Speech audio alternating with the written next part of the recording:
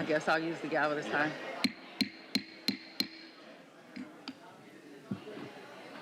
I usually don't like to use the gavel, but we're so lively this morning, I figured it might help. Good morning, everyone. I will now call the June 24, 2026 San Diego County Board of Supervisors regular meeting, flood control district meeting, in-home supportive services public authority meeting, San Diego County Fire Protection District meeting, and sanitation meeting to order. We would like to take a moment to acknowledge the land that we call home. There are communities in the San Diego region that face unjust conditions and circumstances related to the environments in which they live. The tribal nations of the San Diego region are an example of one community that has historically faced such injustices. We acknowledge the harm that existed between the land, nature, and its original peoples who have since endured displacement, persecution, and systemic oppression. We pay our respect to the unceded territory and homelands of the 18 tribal nations in our region, the most in any county in the United States, from 4 cultural groups: the Kumeyaay, Dingueño, the Liceño, the Campeño, and the Kuya. We aspire to learn from indigenous traditional knowledge and experiences in undoing the injustices of the past. Ryan, please call the roll for today's session. Thank you, Vice Chair Montgomery Stepp. Before I call the roll, I would like to note for the record that Supervisor Lawson-Remer is participating via teleconference under Section 54953C of the Brown Act. As such, all votes will be handled by a roll call vote. At this time, Supervisor Lawson-Remer will disclose whether anyone over the age of 18 is in the room with her, as well as their relationship to the supervisor. And I'll go ahead and turn it over to Supervisor Lawson-Remer. Hi, this is Tara Lawson-Remer. I am there's only one adult with me, and that is my Chief of Staff, Megan Elledge-Lavoda, and my baby, who's not an adult. Thank you. Thank you. With that, I will now call the roll. Supervisor Anderson. Supervisor Desmond. Here. Chair Pro Tem Aguirre. Here. Vice Chair Montgomery Stepp. Here. And Chair Lawson-Remer. Here. Thank you. Okay. We will now have Rabbi Michael Rothbaum deliver the invocation, and Lauren Deplech, Marissa Morales, Zara Fletchman, and Elizabeth Ruiz will lead us in the Pledge of Allegiance. Please stand for the invocation and the pledge.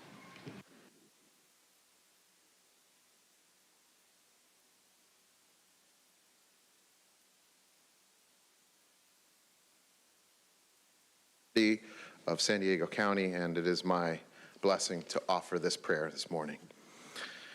Eloheinu ve'Elohei avotenu v'dorotenu, our God and God of our ancestors, we come before you in gratitude for the esteemed members of this Board of Supervisors, gratitude for the beauty of our county, the love in our communities, the generosity of spirit coursing through San Diego County. You have brought forth to this county people of 1,000 lands and all genders, of countless religions and no religion, native speakers and language learners, a dazzling spectrum of sizes and skin colors, the narrowest noses and the kinkiest curls, a human family so beautiful, capable of remarkable feats, builders and knitters and teachers and seers. For all this in this space on this morning, we are grateful.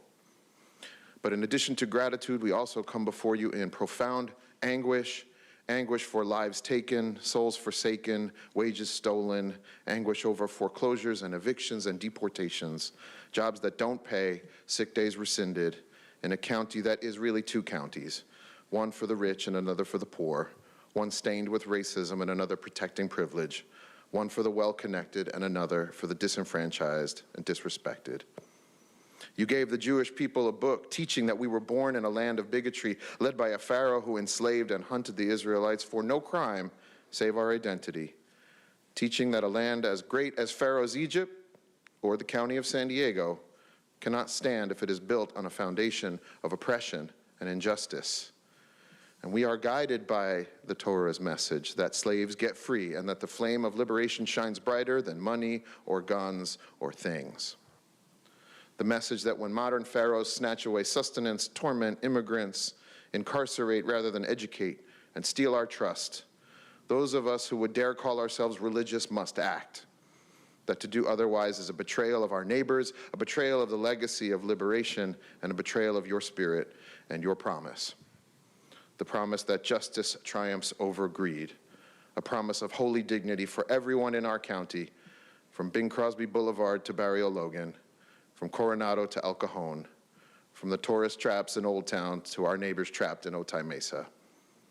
Give us the courage to stand strong for this promise, even when doing so is not safe or easy or popular.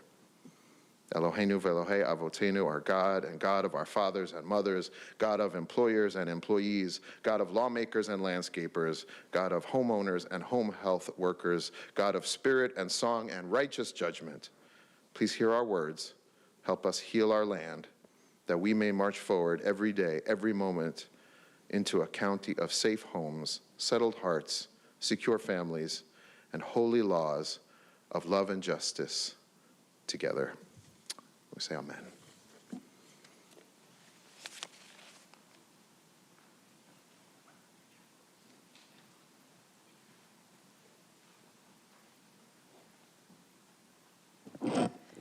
Please place your right hand over your heart. Ready, begin. I pledge allegiance to the flag of the United States of America and to the republic for which it stands, one nation, under God, indivisible, with liberty and justice for all.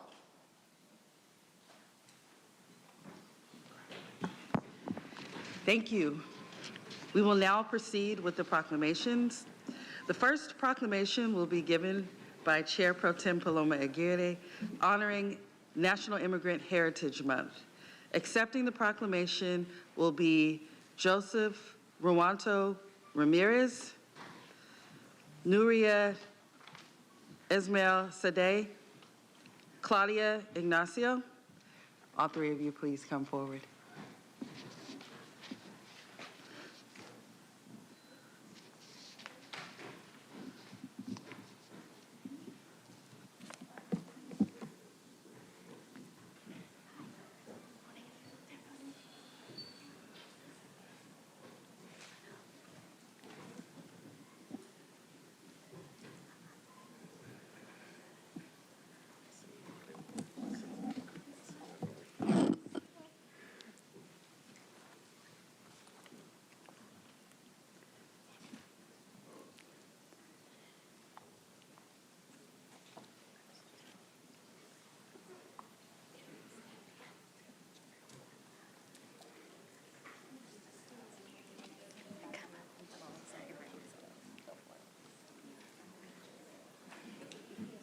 Plenty of room here, plenty of room.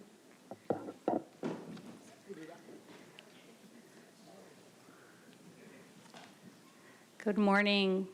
Buenos dias. It is my honor to present this proclamation recognizing National Immigrant Heritage Month.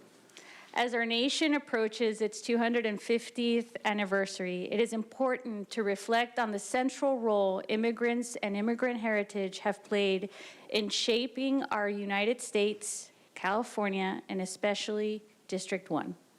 The strength of District 1 lies in its incredible multiculturalism, where families from all over the world, from across the Americas, the Pacific, and beyond, have chosen to put down roots, build businesses, and enrich our shared culture. Immigrants bring their unique cultures, languages, traditions, and perspectives that enrich every aspect of our community. I am honored to stand alongside members of our immigrant and refugee communities who are our neighbors, business owners, educators, healthcare workers, public servants, farm workers, custodians, artists, and community leaders. This week is especially special because it's also Immigrant Small Business Week. As the proud daughter of immigrants who waited tables for a living, this is deeply personal to me. Like many children of immigrants, I often served as a translator for my family, helping navigate forms, appointments, and conversations. I've seen firsthand the incredible hard work our immigrant communities put in every single day, a dedication I witnessed in my own parents while they worked to put their families forward. Through my family and through working with Districts 1 immigrant and refugee communities, I see the hardships, the joy, and the relentless perseverance required to build a better life here. This month also coincides with Refugee Awareness Month, reminding us that people come to America through many different journeys. Some seek opportunity, while others are forced to flee war, violence, persecution, and climate-related crises. Regardless of how they arrived, immigrants and refugees share a common hope, safety, opportunity, and a brighter future for themselves and their families. Their contributions have helped build our economy, strengthen our institutions, and enrich our civic and cultural life. But let me be very clear. Their worth is not defined solely by their contributions. Immigrants and refugees are valued members of our community whose lives, experiences, and aspirations deserve recognition, respect, and dignity. Today, we can't ignore the current reality that many immigrant communities are experiencing: fear and uncertainty under this Trump administration. Immigration enforcement actions and detention policies have deeply affected families throughout our region. This is fundamentally about human rights. It is about recognizing the dignity and worth of every person. And these are values that reflect the best of who we are as a community and as a nation for generations to come. To our immigrant and refugee communities standing with us today, we honor your journeys, your sacrifices, your accomplishments, and your dreams. You belong in this community, and your lives, voices, and experiences matter. Thank you for helping shape San Diego County and making it stronger, more vibrant, and more compassionate for generations to come. I now have the privilege of reading the last paragraph of the proclamation. Now, therefore, be it proclaimed by Chair Tara Lawson-Remer, myself, and the rest of the members of the Board of Supervisors on this 24th day of June 2026 that we commend immigrants for their outstanding service, leadership, and commitment to the citizens of San Diego County, and we do hereby declare this day to be National Immigrant Heritage Month throughout San Diego County.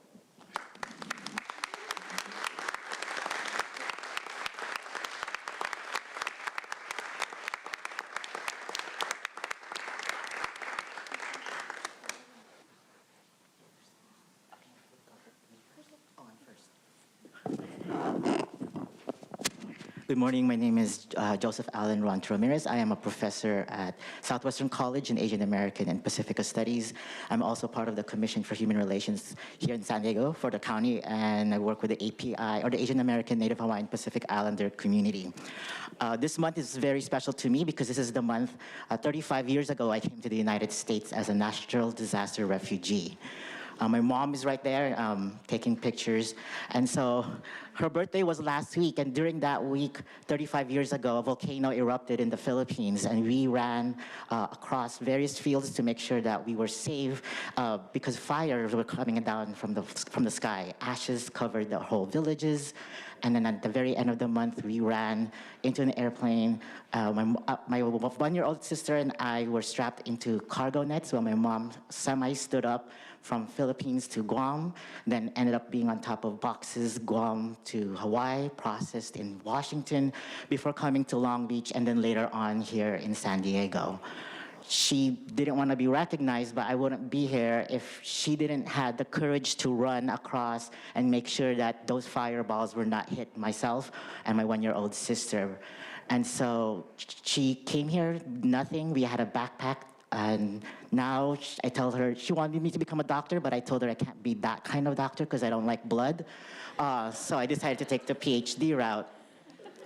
But for anyone who's here as a refugee, those who came from war, natural disaster environment, we have a different relationship to immigration. We were displaced. We were not, wanting to come here. This wasn't our first choice. We were here, and we made it our home, and San Diego has welcomed us by allowing us to have our businesses, our families, our home away from home. But knowing our roots through our food, our culture, we are still able to practice who we are. As immigrants, as refugees, as political asylum individuals, We are here to make sure that San Diego remembers that we are the ones who make this place happen. And that whether you came here through generations prior, where we are now, recent immigrants, recent refugees, to those who are indigenous here, this land that we call San Diego County, the various cities here are all about our histories. And so I want to thank my mom, whose birthday again was last week, who wasn't able to celebrate it 35 years ago.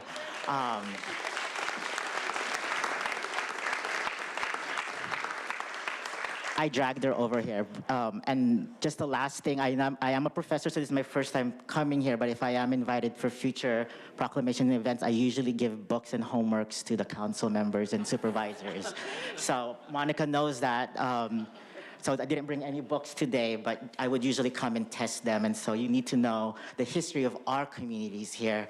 And the last thing I want to say is Balboa Park, and its very violent history, at least, was created by the Panama Exposition. And for many folks, indigenous peoples from all over Asia, South America, and Africa, they were supposed to be part of a human zoo that was supposed to be exhibited there.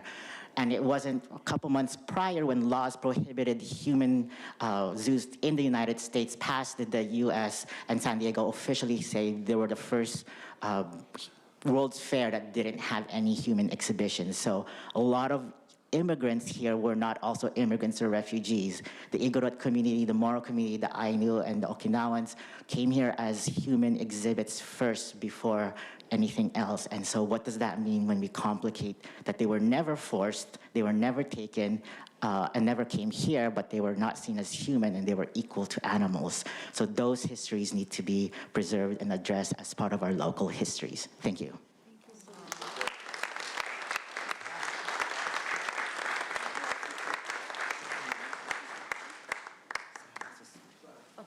I can go. Good morning, and thank you for having me. It's an honor to be here today. For many years, I actually wrote something because I probably will cry a little bit. For many years, fear kept me from telling this story. When I was 14 years old, my mother just rushed us in the middle of the night and said, let's go. She took us from Mexico to the United States in pursuit of the American dream. She was an indigenous woman from Oaxaca, but we lived in Mexico City then. She never had a chance to go to school, but she knew it was very important, and she wanted to make sure that her kids had an education. She also knew that was impossible where we were living. She was a single mother of 5 of us. Well, actually, in Mexico, there was 4 of us only. But she had extraordinary courage and an unwavering belief that her children deserve a better future. She left behind everything she knew to give us that opportunity. I arrived to the United States with no culture, no language. Everything was very unfamiliar and overwhelming. My mother taught me that through hard work and education, anything was possible. Then at 17, she passed away. She was my everything. In the middle of my grief, I had 4 younger siblings waiting and depending on me at home. And I promised to fulfill the American dream that she had sacrificed her life for. As the oldest, I helped raise my siblings and my niece because my sister became a mother at 16. My mother had me at 15, and cultural patterns matter, right? However, along the many, many obstacles, I continue to carry my mother's dream for me and for my siblings. I work hard. I paid my way through college. I couldn't go. I know I wanted to go to become a lawyer, but I couldn't afford going to law school, and I had young children waiting for me that depended on me. I work and I work until my siblings were old enough so that I could focus on my path to law school. Plus, I also had to wait because I was undocumented and there were no opportunities such as DACA back then. In my late 30s, I decided to go to law school. I graduated and I stand here today as a tax attorney, as a founder of CI Tax Law. My story is a testament to an immigrant mother's love and vision. Every accomplishment I have is rooted in the courage of a woman who couldn't speak, who couldn't read and write, yet she understood the power of hope. That's what this month is about. Parents who leave their children, who leave everything behind so that their children have a chance. I really want to just highlight your story because I can relate to the sacrifices his mother made for him and for his sister. My mother is not here today to see what I have built, but I know she's in heaven watching over us and still guiding us. And I try to live every day to honor her. And I hope this story teaches you that it doesn't matter where we begin, as long as you're determined to know where you're going. And it's never too late to change your life and change your future. Because behind every immigrant's successful story, there's a family, there's a sacrifice, and a dream worth fighting for. Thank you so much.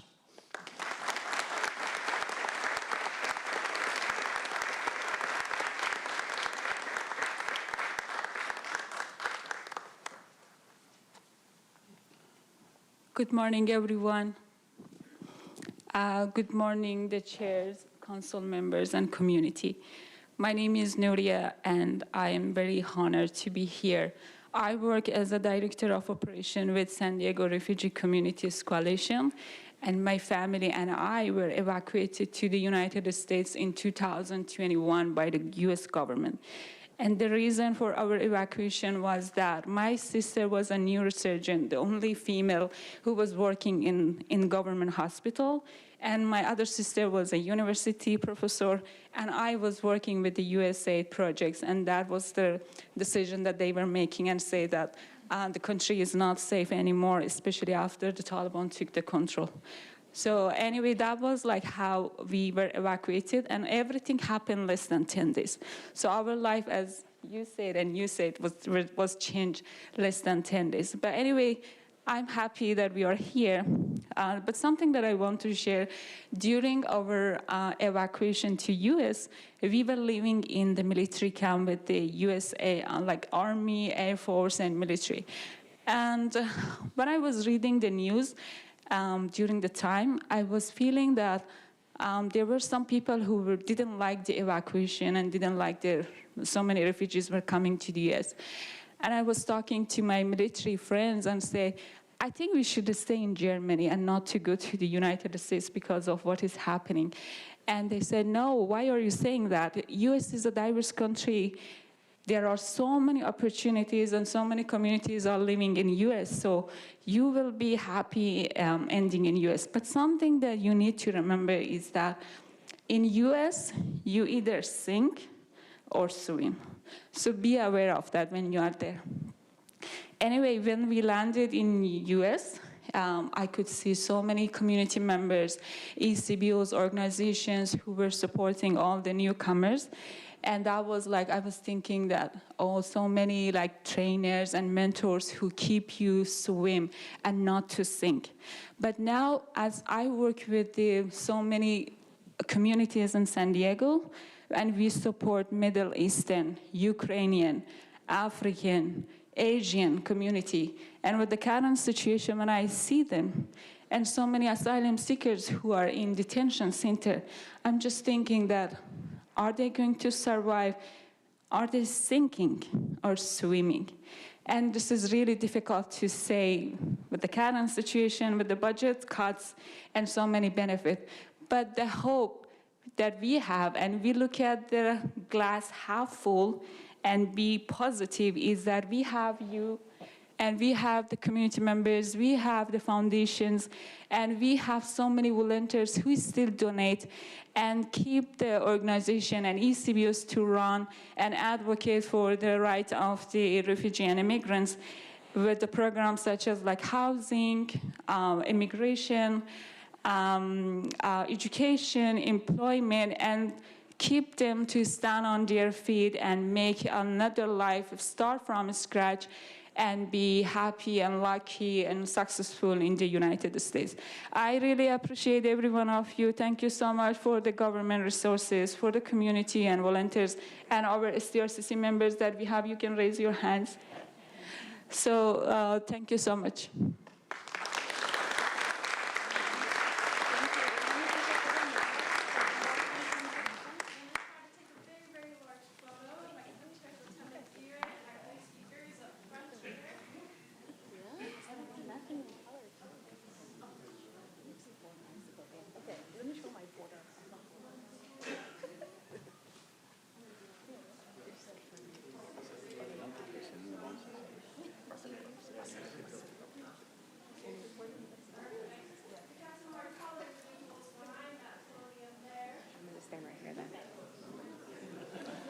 We're the tall ones. I stay behind. Oh, I don't want to.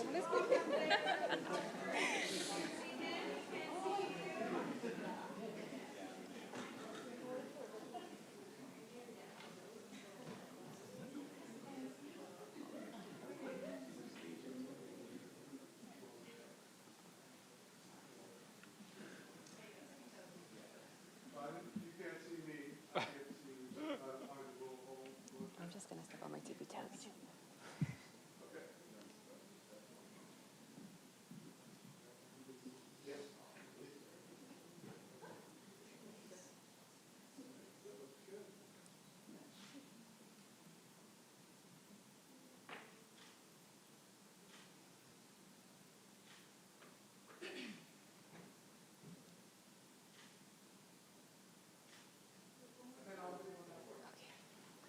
I don't think my legs are wrong.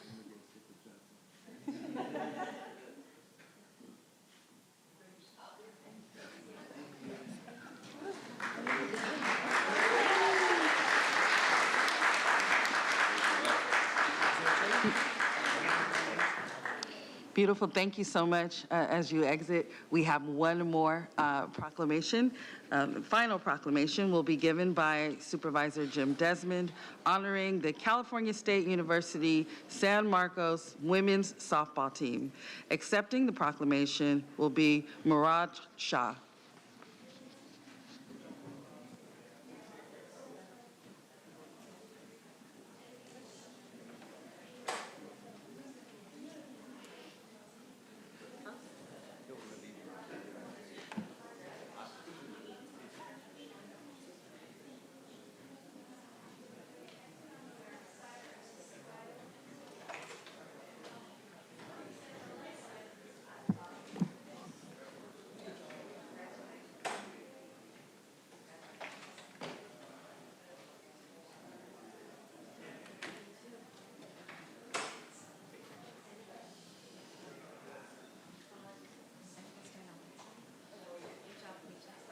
Oh, two on each side? Two on each side?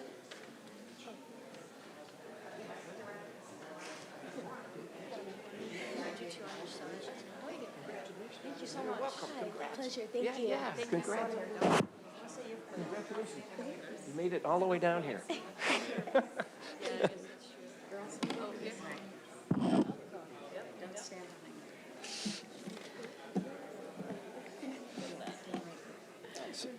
Are you going to be speaking then? Briefly. Okay, great. All right. Oh, cool. Thank you. All right, good morning, everyone. Today we celebrate and honor a very special team that had an incredible season, and they made Cougar history. In 2026, Cal State University San Marcos softball team, they dominated the competition, finishing the conference play at 28 wins, only 4 losses. They captured the California Collegiate, yes, give them a hand, yes. They captured the California Collegiate Athletic Association, CCAA Championship, and winning the National Collegiate Athletic Association, NCAA Division II West Region. and advancing all the way to National Championship World Series semifinals as one of the best teams in the country. And they didn't stop there. They had a program record of 57 wins. And the Cal State San Marcos Cougars shattered expectations, set new standards of excellence, and earned the first #1 national ranking in school history. Their success was fueled by an extraordinary group of student athletes here today. Thank you very much for making the trip down here. 10 Cougars earned all CCAA honors. 4 captured the conference's top individual awards. And Jillian Albati made history as the first Cougar. Who's Jillian? Oh, she's not here. She's out accepting her other award. Okay. She was the first Cougar to earn All-American first team honors from both the National Fast Pitch Coaches Association and the Division II Conference Commissioners Association, the D2CCA. A lot of acronyms here. But what really makes this team special goes beyond just the accomplishments, championships, and the accolades. They represented Cal State University San Marcos on a national scale. Their teammates, their coaches, and their community they represented with pride, resilience, and class. And to the players, coaches, and families, and all the fans, thank you very much for an unforgettable season. Congratulations to you for making Cougar history. And therefore, now we got a proclamation. Wouldn't be, here you go. You want to hold the prop? Here. You want to hold this? Okay, all right. Well, you're going to be speaking, so you're going to have to hand it off. Okay. So whereas the County of San Diego, we are committed to recognizing and honoring those organizations that are dedicated to the best ideals of public service, and the Cal State University San Marcos softball team is one such worthy organization. So therefore be it proclaimed by myself and all the members of the San Diego County Board of Supervisors on this 24th day of June 2026 that we commend Cal State University San Marcos softball team for their outstanding service, leadership, and commitment to the residents and the students of the Cal State University San Marcos, and to hereby declare this day to be Cal State University San Marcos Softball Team Day, Championship Day throughout San Diego County. Go Cougars. All right. Yeah. All right. So, Murad, did you want to come up and speak? Thank you, Supervisor Desmond, and thank you to all the county supervisors for this great honor, honoring our amazing student athletes here at Cal State San Marcos. Some of our student athletes are here. I want to make a quick introduction, and then I'll let Coach get on because he's really the all-star here. But we have Zara Fleischman from our women's softball team, Elizabeth Ruiz, Marissa Morales, and Lauren Deplich. Obviously, we have our sports information director, which is the MVPs behind the scenes. So sports information director, Mindy Mills, our athletic trainer, Daniel Malara, and our assistant coach, Alyssa Razzo. And without further ado, I want to introduce our amazing head coach, AJ Robinson, to say a few words about the championship experience. Thank you.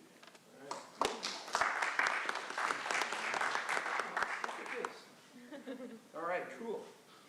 Little present for you. So and the sign ball was right. All the players. Yes. Thank you. Yes, the whole team, NCAA regulation ball there for you. First of all, thank you so much for this proclamation. It's amazing. This season was just a really special season, and this just kind of caps it off. But really appreciate the county and supervisor recognizing us. I wanted to talk a little bit about our season. Obviously lots of records and accolades, but I think one of the things that I'm most proud of is, in addition to winning, we did a lot of things that nobody really publicized. We did a lot of community service work with the San Marcos Girls Rec League, the little softball players, the future Cougars, and that was great. We went to the Boys and Girls Club and just had an exceptional time at their day camp. When we were in Chattanooga, we went to a senior living home, and that was spectacular. It was so fun. We played balloon volleyball and maybe got a little too competitive. Team, the foundation, 20 playing at one time, rooting for each other. So in other people's success. I would really like to thank all of our staff, Murad, Todd, who is our sports supervisor, couldn't be with us today, Mindy, Daniel, Sam, like the support from our staff, I truly believe helped push us to where we were going, and I want to make sure that you guys feel appreciated. You know, it was incredible. When we were sitting back there, I was like, how do I top what just happened in front of me? That was so special with that previous group. But what we did was really special, and these players are going to be amazing citizens, and super proud of you guys. And thank you very much for the recognition, and we hope to see you out at Cal State San Marcos next spring. We play a lot of home softball games, so come see us. But thank you again. Appreciate you. All right, thank you. All right, great job. You guys, you want to say anything? No? You guys want to do one thing? No? Say thank you. All right. All right.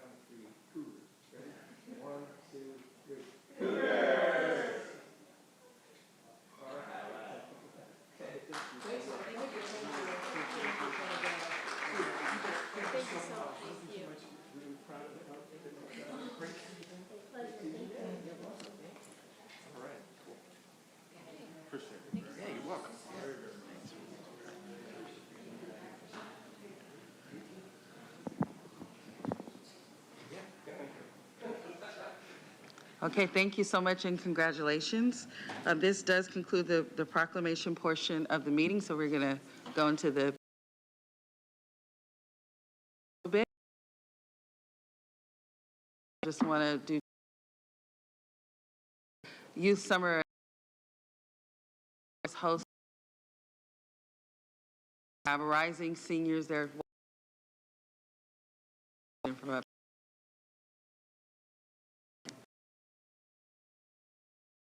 They have visited facilities. Certainly an insight. Do this. The other non-agenda public comment, I will go once we get to that point after non-agenda public comment. Does have a time certain at 12:30, so we'll try.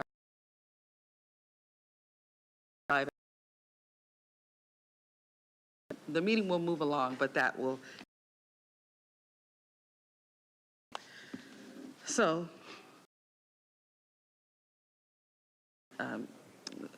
housing zoning ordinance.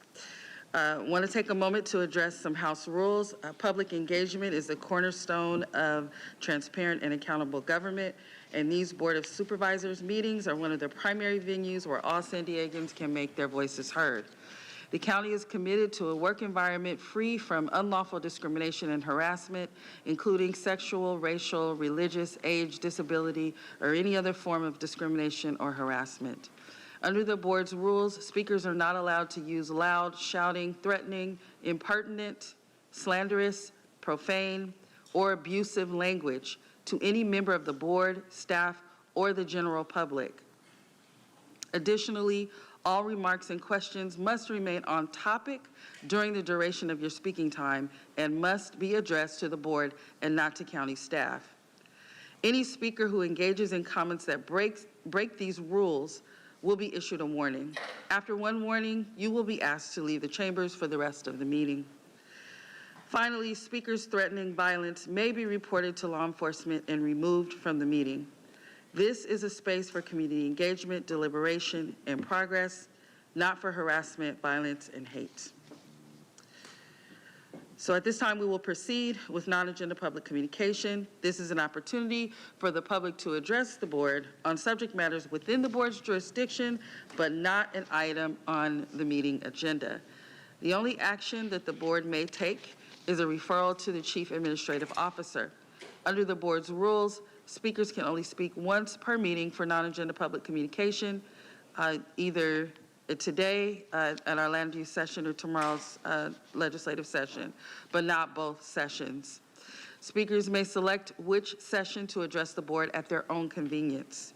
To better facilitate the meeting, for non-agenda public comment, we will have 5 to ensure fairness. The first 5 in-person speakers for non-agenda public comment will be randomly selected. The rest of non-agenda public communication will be heard at the close of today's session. Additionally, in accordance with completion of today's agenda, for any discussion item with 10 or more speakers, individuals will have 1 minute to share their opinion at the chair's discretion. A reminder that are non-English speaking and need interpretation assistance, their comments. And a final reminder, according to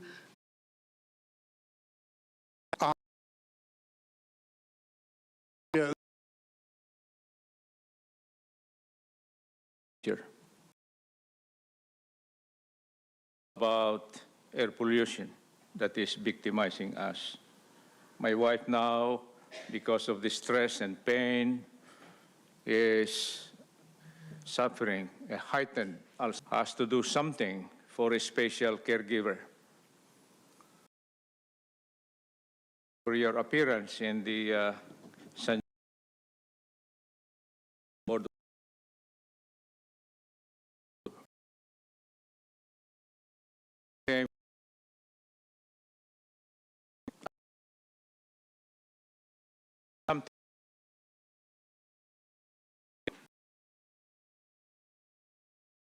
and victim of toxicity located in the residential located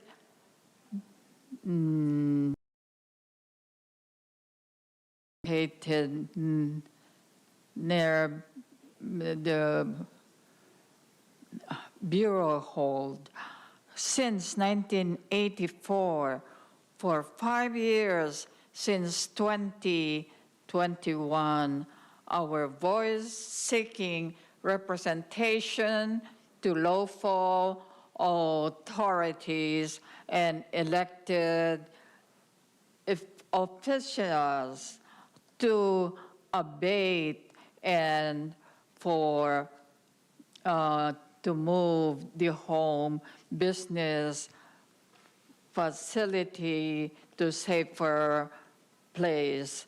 Our efforts have been ignored, neglected. We handle over 77 residents' collective petition to Chair Nora Vargas in 2024, and also consistently participated in the APCD governing board meetings, but just the same, ignored and neglected. Thank you. We'll hear from our final 2 speakers.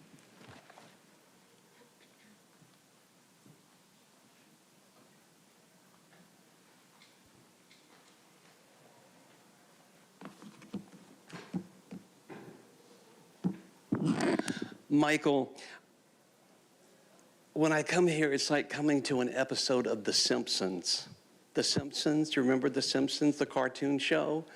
Everything is just so over the top exact, and said that people should be arrested who did not wear face cams, who did not stand 6 feet apart, and who did not get this. This is evil. And the good news is that all of this is self-imploding. This little baby picture with Tara is not fooling anyone about the kind of character she is. I want to mention this. This will go over some of your heads, a book by Federico Faggini. He's an Italian.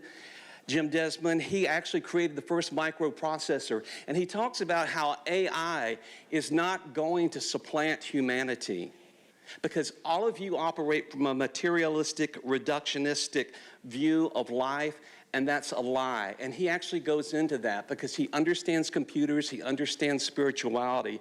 I actually recommend this. It's called Irreducible: Consciousness, Life, Computers, and Human Nature. How good can it get?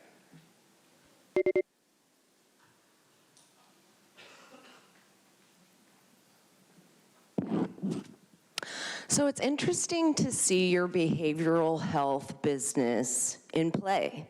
Never thought that and so these billions of dollars are really going, you know, to full use. Andrea Ebbing, right? She's come in here before. She'd go this. Her children being kidnapped, murdered, and things like that.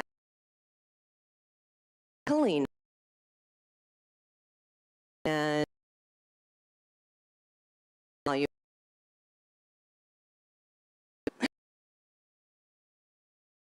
it's like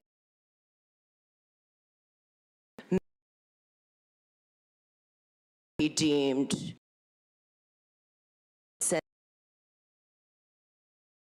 social work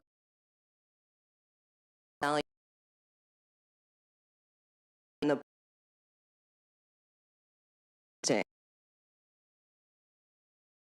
you have beliefs that are opposite than the county.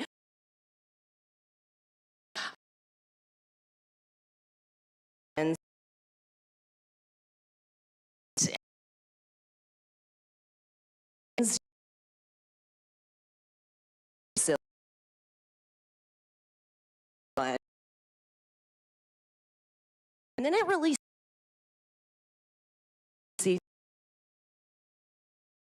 judge can determine either way, you know, especially when they're working with Summer Stephan and you want to silence all this stuff. What a good way to do it.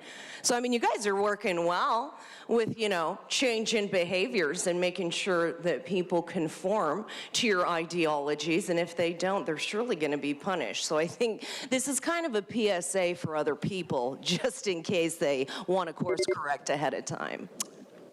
Now we will hear from those that have requested to speak by phone. When it is your turn to speak, you'll be discover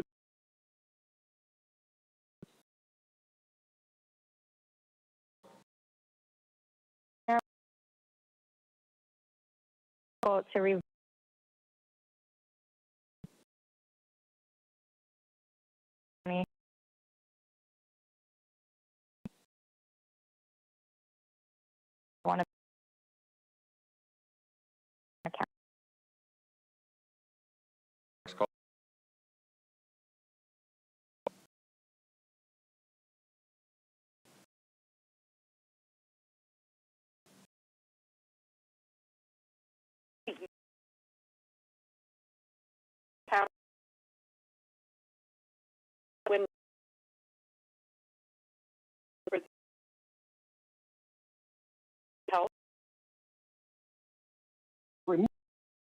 When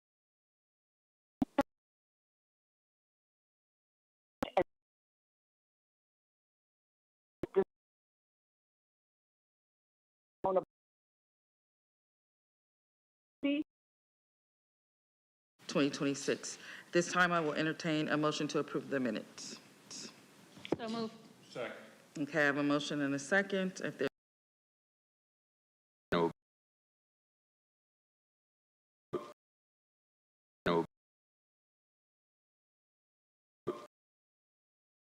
I'll make a motion to approve the consent agenda. Okay, I will go ahead and second that. and we will turn to public comment. Before we do, just a reminder, the items on the consent agenda are items 1 through 4 and flood control district items 1 and 2. Please, please, please comment on those items only and let us know what items you are commenting on. Turn it over to Ryan. Thank you, Vice Chair Montgomery Stepp. We do have 13 total requests to speak on items on the consent agenda, 4 individuals in person and 9 requesting to speak by phone. For any individual that requested to speak on the items on the consent agenda by phone, please dial into the conference line now using the instructions that were provided to you. Remember, this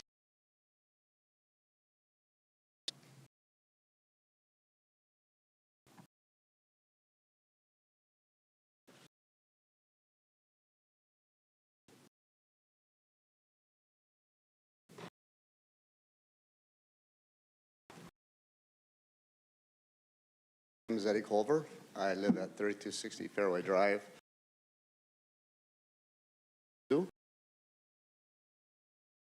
At Lincoln Fairway.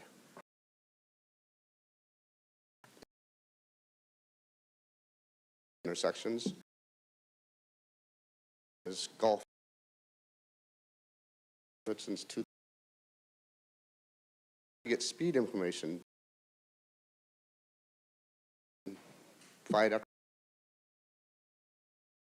Speed surveys, we just don't. They recognize who is voting them in. It's your first warning. Your first warning.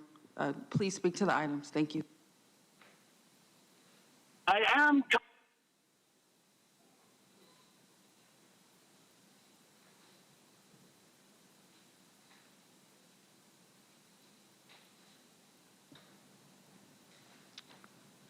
You might have muted yourself. I don't see you. Try to close it.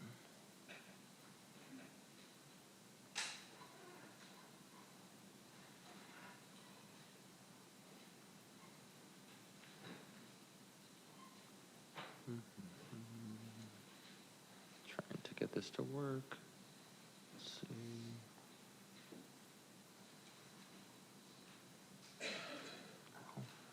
Connected. Let's see.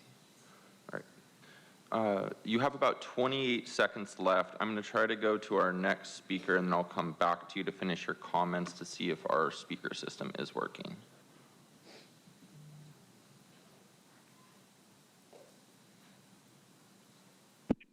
All about. I hope the video feed is working correctly.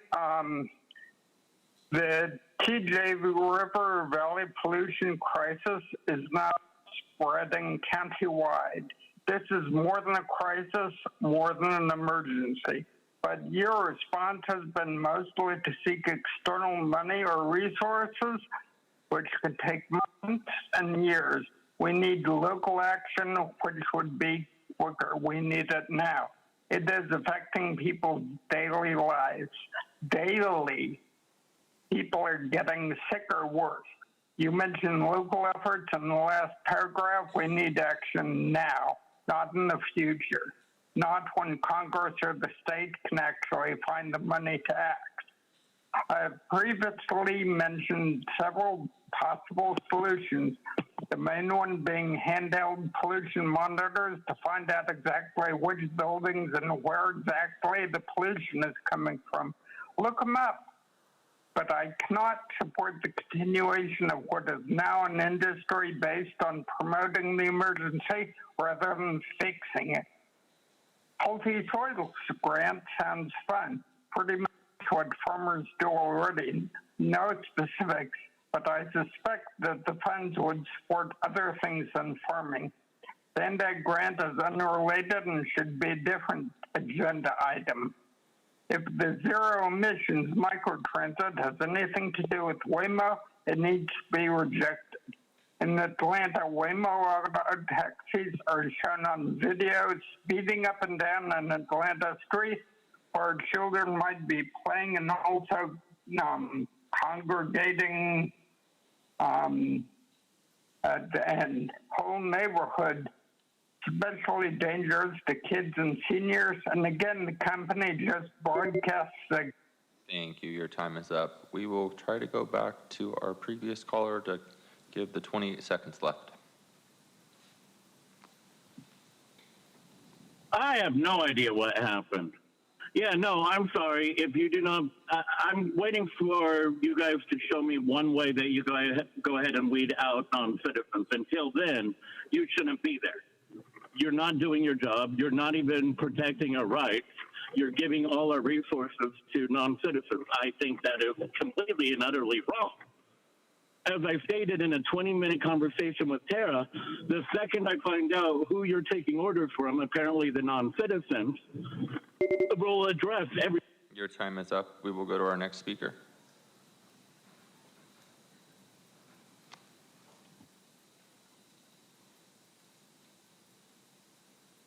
Okay, Consuelo here. So let's see. Number 4, well, it's lucrative. Millions are being thrown at and granted by Newsom using our tax dollars for cleanup only, but with no actual resolution to solve the problem. Let's see, number 5. Okay, healthy soil is mentioned. Funds for healthy soil. Well, that's more of our money being wasted. Chemtrails, or call it airplane exhaust, call it condensation, call it stratospheric aerosol injections, call it whatever the hell you want. But what is being emitted is aluminum oxide, barium, strontium, copper sulfate, and potassium iodide. So therefore, if that isn't stopped, there will never be healthy soil anywhere. So yeah, let's go to number 6. You know, believe it or not, I do appreciate the speed limit reduction only because we have a new driver in our home. But in actuality, I do get that it's intended to further control the movement of the people and change driving behaviors while simultaneously penalizing them and profiting from speeding tickets. And, you know, I'd also like to add that I do agree with the woman who spoke during non-agenda. There are so many ways we can pursue a healthier approach to our agriculture in our county. And if you're still listening, please look into the UN agenda for the 21st century. You may discover that many of our officials, if not all of them, are not truly working for us, the taxpayers, but instead are answering to globalists and their interests. So yeah, do yourself that favor, sister, and look up the UN Agenda 21. Because we are heading towards fishbowl living, and we are in total surveillance, and the cameras are pointed at the wrong people, unfortunately. I'm done. Thank you. Your time is up. We'll go to our next caller.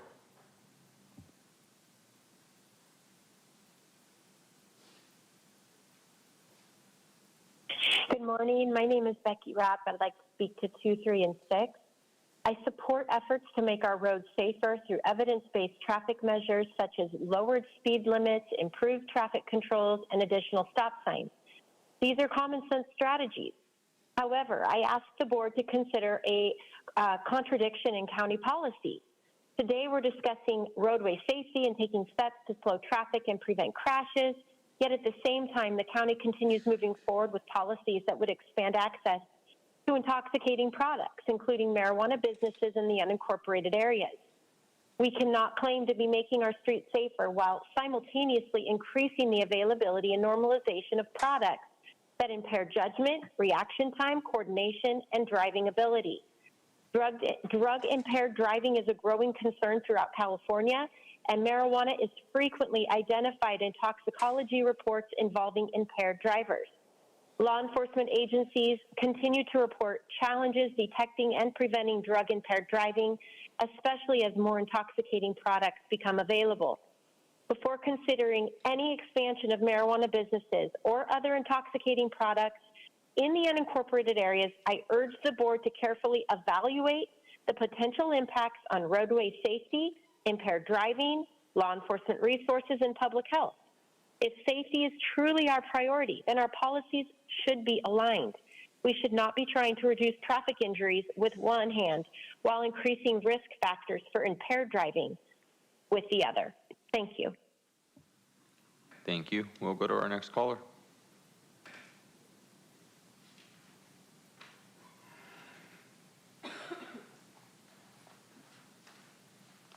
Good morning. This is Peggy Walker. Speaking to item 3, I support this excellent program that promotes good practices in theory that reduce carbon and greenhouse emissions and mitigate climate change, all to protect the environment. So it does bring to question, nevertheless, why at the same time you promote this program, you ignore the significant, well-documented environmental harms posed by marijuana cultivation indoor and out, which is in direct contradiction to the goals of this item. Those harms include high water and energy consumption, pesticide and fertilizer runoff that contaminate soil and waterways, and damage local ecosystems and wildlife, and conflict with the intention of the Climate Action Plan. We don't want toxic soil. That's a good reason to support this, but we should demand the high standards promoted by this program for all cultivation and not allow special interest groups like the marijuana industry to bypass the standards that protect our environment and Climate Action Plan. So yes on item 3 and no on marijuana cultivation. Thank you. Thank you. We'll go to our next caller.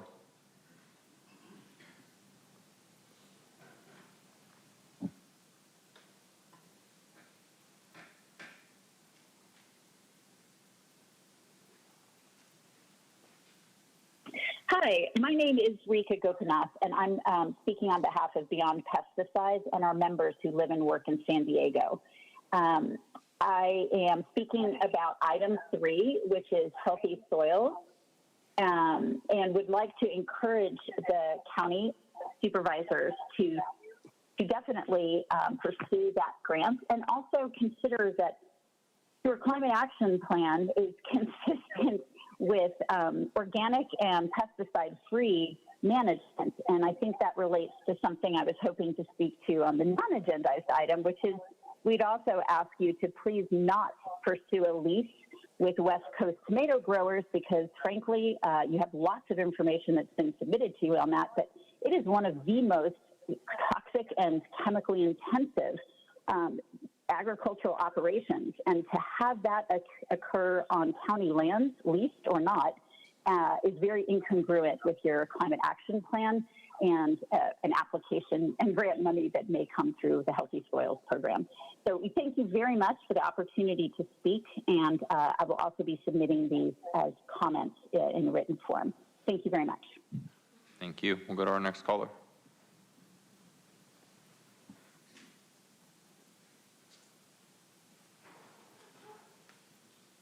Good morning, Board of Supervisors. Ann Mill here. I came in to speak about, or called in today to speak about 2, 3, and 4. I'd like to begin with 3 because I think we've done a real disservice to the people who want to address your items. There are 2 very distinctly different items encapsulated in 3. One, the one that most of us are speaking about, is the application to the California Department of Food and Agriculture regarding their Healthy Soils program.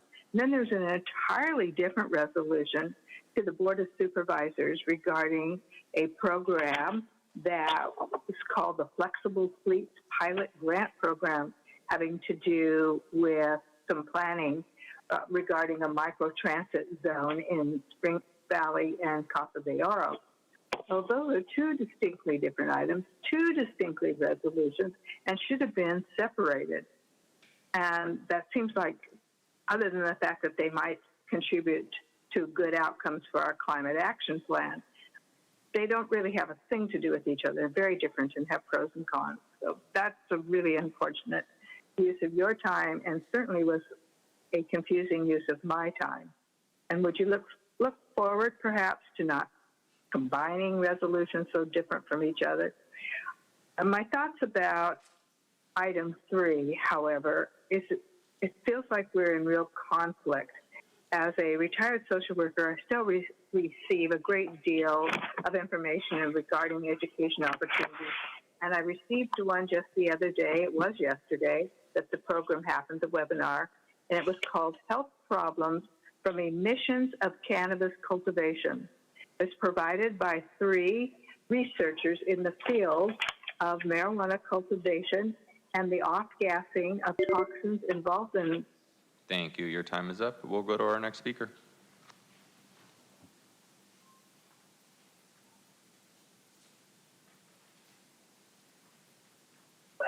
It does a return social requirement. Okay, Jennifer, anything before we, do you want the door open or closed? Hi, Jennifer. We can hear some background noise, but we can't hear you. That the program passes the webinar. That was called Health Problems from the Jennifer, Emissions of Cannabis you there? Cultivation. It's provided by 3 researchers in the field. Well, Vice Chair Montgomery Stepp, I think this caller may have abandoned the call, so we'll have to go forfeit the time. And with that, there's Vice Chair Montgomery Stepp. That concludes public comment on the items on the consent agenda. Thank you. We'll turn to the Chair Pro Tem. Thank you, Madam Chair. I want to take a moment just to speak to item 4 regarding the hydrogen sulfide hotspot at Saturn Boulevard in the Tijuana River Valley. And I want to thank the caller that suggested that we take action, because I want to point out that as you may recall, the deterioration of the culvert at Saturn Boulevard has created a vertical drop that causes aerosols to be shot out into the air that include aerosols of chemicals, pathogens, heavy metals. And my constituents have been breathing this for a long time. And I want to show my gratitude to this board for approving the $2.5 million from our reserves to construct a pipe extension designed to reduce the aerosolization of this pollution. I also want to let you guys know that earlier this month, there was a key permit that was approved by the Coastal Commission. This milestone is especially meaningful because county staff, my office, the Coastal Commission, and the Navy have worked closely to expedite the permitting process. Through this collaboration, we shaved off 6 to 8 months off the timeline of what it would originally have taken. By this time next year, this fix is expected to be installed, and scientists have predicted that the pipe extension will lower severe hydrogen sulfide emissions. While this is a step toward improving pollution at the hotspot, long-term solutions such as building a box culvert bridge at Saturn and diverting the river on the U.S. side are still needed. Recently, both gubernatorial candidates pledged to follow the County of San Diego's lead, as we will be declaring a 24th state of emergency today, and call for the sacrament of Christ to be addressed. This significantly helps build upon our region's local efforts, and it removes barriers that significantly help expedite protocols to achieve long-term solutions. So both gubernatorial candidates have committed to declaring a state of emergency on day 1. So our next governor will declare a state of emergency. I want to thank this board and the county staff for all your help bringing meaningful solutions to the Tijuana River Valley, especially you, W. Thank you. Okay, thank you so very much. If there is no further discussion, questions, comments, we do have a motion by Supervisor Desmond, and I have seconded that motion. Ryan, please call the roll. Thank you. Chair Pro Tem Aguirre? Yes. Supervisor Anderson? Aye. Chair Lawson-Remer? Yes. Vice Chair Montgomery Stepp? Yes. And Supervisor Desmond? Yes. And that motion passes unanimously with all supervisors being present, voting aye. Okay, we will now proceed with our discussion items. We'll hear all items in order with the exception of item 5, as I mentioned earlier, which we will hear after our lunch break at an estimated time of 12:30. We're shooting the break for lunch at 11:30. So let's go into item number 6, noticed public hearing, call a special election to levy special tax in permanent road division number 1000, zone number 9B, Harris Annex in Rancho Santa Fe, and related CEQA exemption. Let's go to public comment. Thank you, Vice Chair Montgomery Stepp. We do have 8 total requests to speak, 2 individuals in person, 6 requesting to speak by phone. Also like to note for the record, we did receive 1 e-comment on this item, which was neutral. For any individual that did request to speak on this item by phone, if you could please dial into the conference line now using the instructions that were given to you. We'll begin with the in-person speakers. You'll have 2 minutes to address the board. I'd like to invite forward Cesar Javier and allegedly Audra.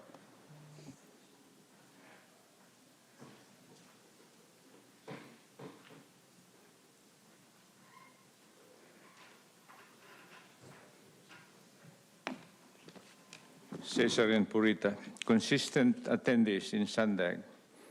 We have reason to believe that this item for discussion is the offshoot of that $6 million money for the planning of Sandag, particularly on this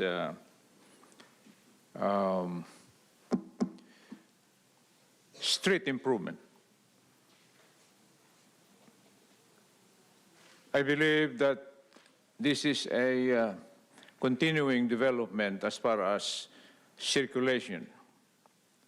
When we say circulation, those are road nets, transnet, if that's the right word there. And it must be done because this is part of planning and development as far as urbanization is concerned. However, we participants have that not only confusion but been doubting of this kind of effort to ensure transparency, accountability as far as this program. If I am not mistaken, this is 22% of the 0.86 million for the street improvements. Elected officials, Ma'am Monica, Sir Anderson, Sir Desmond, and Ma'am Aguirre, we have to present the real thing and spend the money accordingly. We depend on you guys. Thank you. Thank you. And we expect the right thing to be done. Thank you.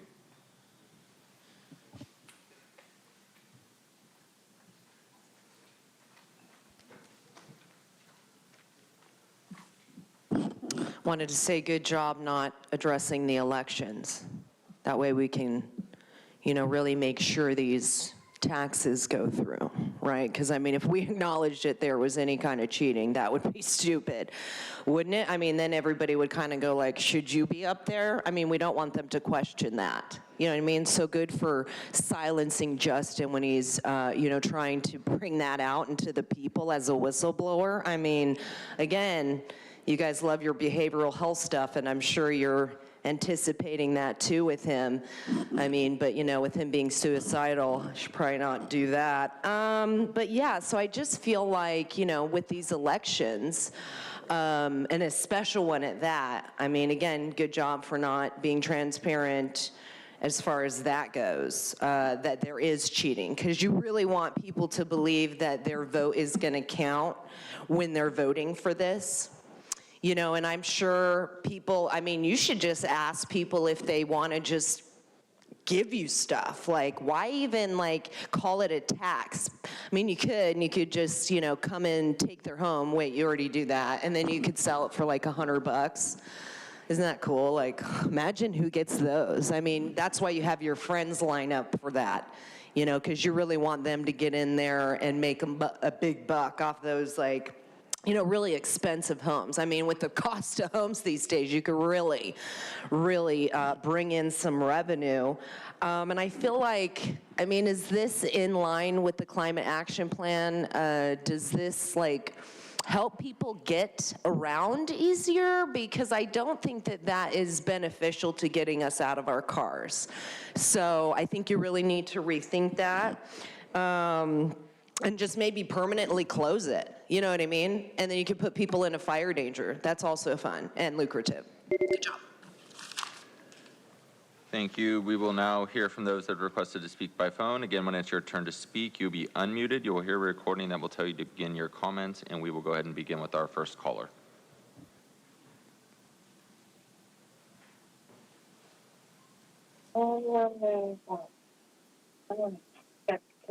How many pounds is that? Okay. Okay. Our caller is Gambler Hermes. Gambler, we can hear you. Please say you're not yanking blood. Just emptying blood? I didn't say anything blood. No, you're not yanking blood from my body. Okay, Okay, good. we're going to go ahead and mute Amber, and we will go to our next caller.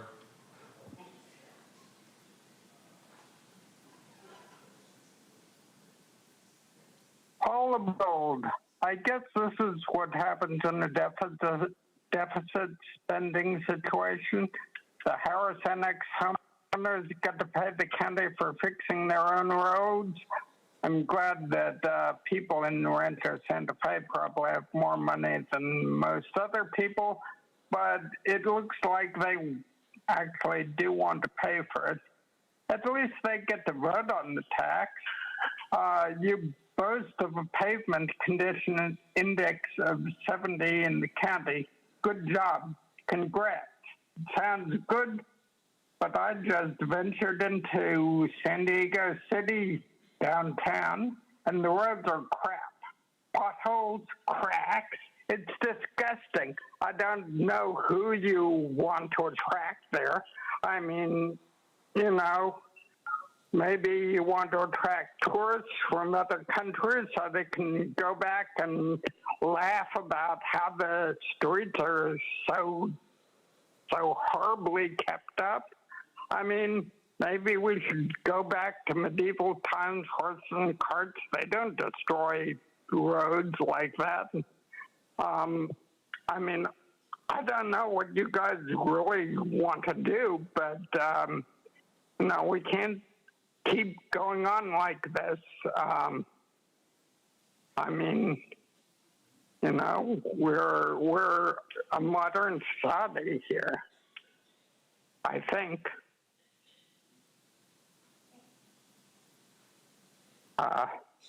Thank you.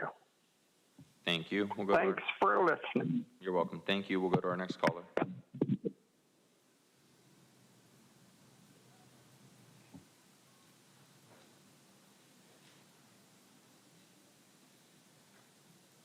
Hey, Consuelo here, and yeah, amen to Paul the Bold.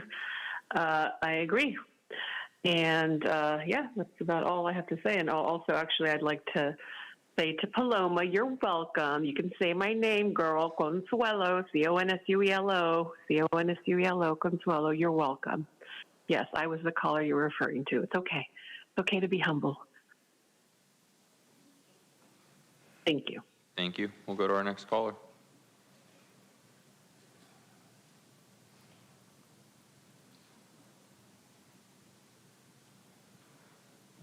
Hi, my name is Jennifer Royston. I have lived in San Diego County all of my life. As I sit here broken in many pieces, I cannot comprehend why our county is not upset and going after the trafficking of our children, why the FBI sits back silently as they kidnap our children and prosper off of selling them. Bombs, terrorists. Ma'am, this is item number 6. So it sounds like you would like to speak on non-agenda. You can do that at the end of the meeting. We're just trying to keep the comments related to the item. So this is a special election to levy special tax in permanent road division in Rancho Santa Fe. So I would just ask you, please speak to that. Thank you so much. We keep asking for more money to fix our streets, our roads, our this, our that. None of that money is being utilized in the way that it should be utilized. Instead, it's being given to pay off people, these corrupt officials, all these judges. Why are we not looking at our system and demanding, we want you to fix it. We want you to stop. You have filled your pockets enough that we should be able to move on from there. We want fair elections, and fair elections is not what we're getting. These Democrats have shut down San Diego County to the point that it looks like Walking Dead at 9 p.m. at night. That is not my city. Our bars, our restaurants, our hospitals, everything seems to be controlled by one entity. And I say that that is the corrupt liberal Democratic Party that has shut our city down, and I want justice for what they're doing. I want my city back. I want freedom. And that is not what you guys have been doing. You have been filling. Thank you. Your time is up. We'll go to our next speaker.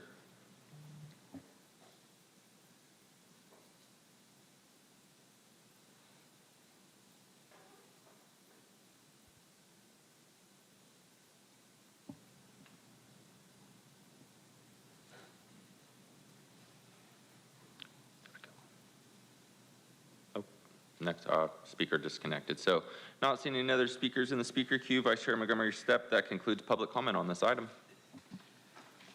Okay, any of my colleagues wish to speak on this item? You know, it's in District 3. You know, Chair Lasser-Remer, did you have any additional comments? Yes, sorry, I should have pushed my button. Okay, Supervisor Desmond. I'm new. So these permanent road divisions, which we have throughout the county, they're sometimes can be problematic in the fact that they're a good effort to trying to help citizens take care of their roads. These are for basically privately owned roads, for them to put into a fund that then the county, we are able to, because of our size and means, be able to go in and fix these roads at a cheaper cost that they might be able to, cheaper than what they might be getting out in the public. So we put these road divisions together. And I think there's a lot of good that can come out of these as long as the fees that are paid actually pay for the repairs that are needed. And unfortunately, in many cases, we get backwards or we get upside down in these things if people aren't paying the necessary amounts for the county to repair and keep their roads in good repair. And so I know this is not the case with this one in particular today, that this is actually the road division folks coming and asking for this increase in the amount that they're going to be paying. But all too often, sometimes it falls upon the county as being the bad guy because the people haven't been paying enough into the to make these repairs. And then the roads get behind and things like that. So what I want to do, I'm fine with going ahead with this special tax on the ballot. However, if the people within this PRD, the Permanent Road Division, choose not to tax themselves to the amount that's necessary to keep up the road improvements, that if after this the vote, if it doesn't pass, that I think we as a county then should not be left on the hook, and we should start the process of dissolving these public road divisions and giving the money back to the people and say, okay, you can manage it if you'd like, but we've got to have the proper amount of money coming in so that we can make those repairs. And that's actually, I think, a benefit to the folks. But when they get behind or get upside down, we can't keep up with that. So I'll make a motion to go ahead and approve the item 6 with the caveat, if this does not pass, the county should begin the process of dissolving the PRD for this particular one. Thank you. Is that, are we moving forward with staff recommendation, and that latter part is the direction more so just in generally speaking, or? Well, if it doesn't pass, you to go ahead with staff's recommendation, but if it does not pass, that we start dissolving then that permanent road division. I'll turn it over to Ms. Lynch. Thank you, Vice Chair. Supervisor Desmond, I believe we certainly could do that. I believe we would need to take one additional step of returning to the board following the election to bring the results forward, and then the board would take an action at that point. Can I please confirm with council? Yes, that is correct. The board can give that direction today in addition to the staff recommendation, but it would be essentially direction to staff to return to this board with an item with the action for board to dissolve. I think that fits in with the motion. Just start the process. If the process includes coming back to us, that's fine. But I think to start the process of dissolving, if we can't, because then we're left on the hook for these roads that the rest of the taxpayers should not be paying for if these are private roads. So, thank you. Thank you. All clear? Okay. All right. Supervisor Desmond has made a motion. I will go ahead and second that. And then if there's no further discussion, Ryan, you can call the roll. And then just clarifying, is staff recommendations being adopted, or are we adding, is it just staff recommendations? To move forward with the ballot? Are we just adopting staff recommendations, or are we adding, does the returning to the board an amendment in addition to staff recommendations? Yes. It is, okay. Yes, my understanding, and Supervisor, you can correct me if I'm wrong, is that the motion would be move staff recommendation and add direction to staff to return with. To begin the process of dissolving the PRD. Correct. If the measure fails. Whatever that is, yes. Okay. Well, my understanding is that it would come back to the board. So If that's the process, that's fine. I don't know the whole process. Discuss it and then make the decision about dissolution at that time, if it does not pass. Yeah. Okay. Understood. All right, Thank that's you. what Okay. Supervisor, Chair Pro Tem Aguirre. Yes. Supervisor Anderson. Aye. Chair Lawson Reamer. Yes. Vice Chair Montgomery Stepp. Yes. And Supervisor Desmond. Yes. And that motion passes unanimously with all supervisors being present and voting aye. Okay, thank you. Let's go to item number 7. This is noticed public hearing, call a special election to levy special tax in permanent road division number 1000, zone number 13A, Palamesa zone in a Fallbrook and related CEQA, in Fallbrook and related CEQA exemption. Let's go on to public comment. I understand we have some groups here that want to speak. Thank you, Vice Chair Montgomery Stepp. We do. We have 21 total requests to speak, 15 individuals in person, 6 requesting to speak by phone, and 1 group presentation. Also like to note for the record, we did receive 46 e-comments on this item. None were in favor, 27 were in opposition, and 13 were neutral. For any individual that requested to speak on this item by phone, please dial into the conference line now with instructions that were provided to you. We will go ahead and begin with the group presentation. You will have 10 minutes to address the board. All 3 members of the group must speak during that 10 minutes. Please self-regulate your time with the timer on the podium. And then I would like to invite forward the first group presentation. That includes the following individuals: Stephen Shrewsbury, Martha Hutchins, and Craig Sherman.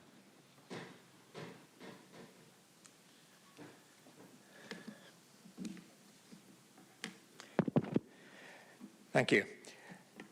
I'm Dr. Stephen Shrewsbury, a PRD 13A resident since 2017 and the founder and president of Citizens for Sustainable PRDs and Roads, established in February 2026. I support a special tax, but only if this vote is postponed until the underlying financial issues are resolved and stronger accountability measures are in place. Taxpayers deserve accurate financial data and transparent management of PRD funds. In 2021, I first learned we were part of a PRD. County only started collecting assessments in 2022. Now, County proposes a 1,200% increase in road tax to generate revenue to replace rusted culverts before any more collapse and repair our deteriorating roads. However, County neglect and lacking assessments from 1968 till 2022 got us into this mess. County now expects 2026 owners to pay to get us out.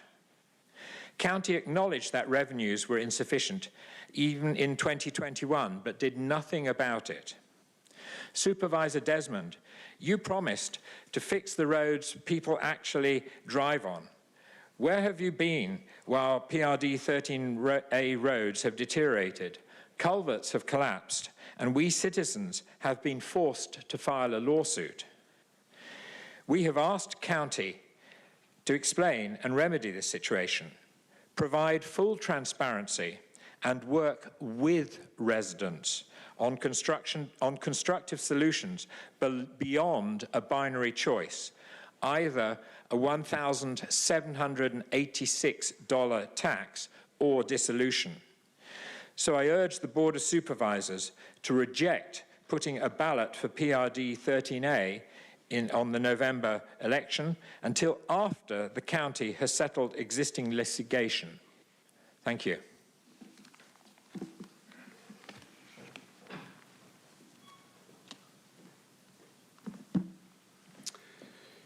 Good morning, Board and honorable board members. My name is Craig Sherman, legal counsel for Citizens for Sustainable PRDs.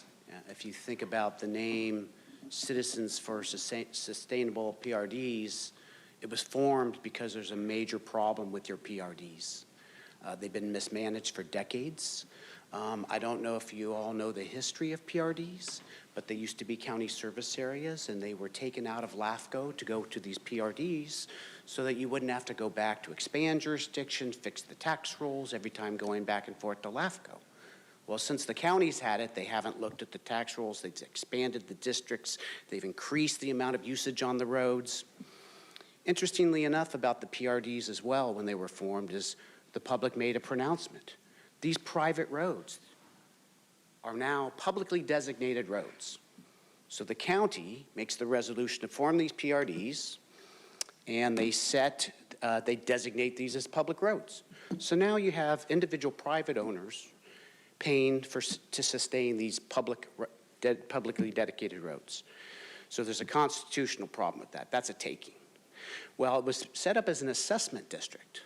You know, this is a constitutional issue where assessments are paid based upon for benefit users.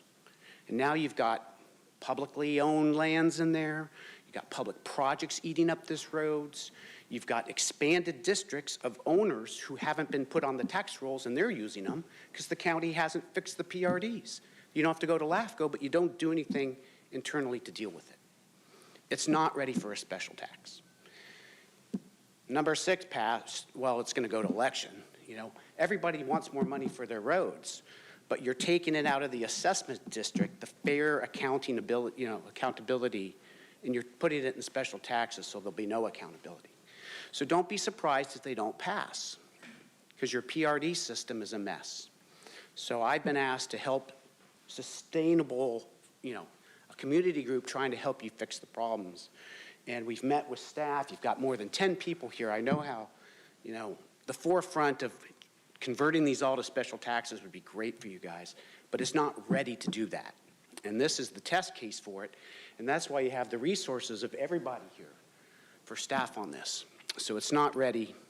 We told you why. Submitted a comment letter that contains those reasons and the fixes that need to be made. So take a look at it. They're not that complicated. The citizens want to work with you.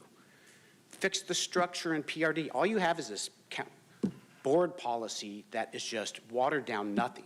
No accountability. There's the public says we have a problem with our road. They tell staff, and staff ignored them for 5, 7, 10 years. No wonder the roads are deteriorated. Where'd the money go? It went for staff. You're using it for operational budgets, so the accounting issues. But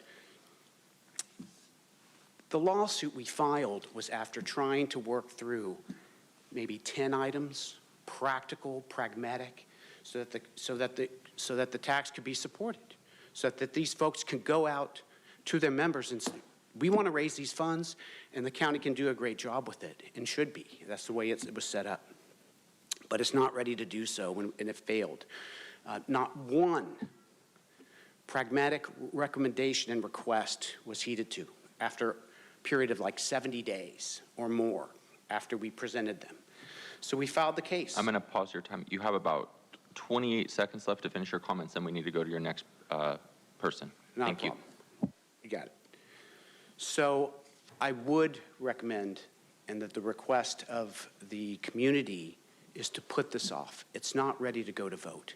If you do, it's just creating additional layers of legal problems. And then the threat of dissolution and the way you're doing it, both to now Harris, as Supervisor Desmond brought up, these are just creating additional layers of legal problems for both process and law. So heed to either the process under Prop 218, If the special tax fails, then you need to go back to the assessment and do it right and measure who's using it and what they should pay. That's what our Constitution provides, and that's what we ask you of your diligence and your request today, to put this off, fix some of the problems, and put it as special tax. Thank you. Thank you.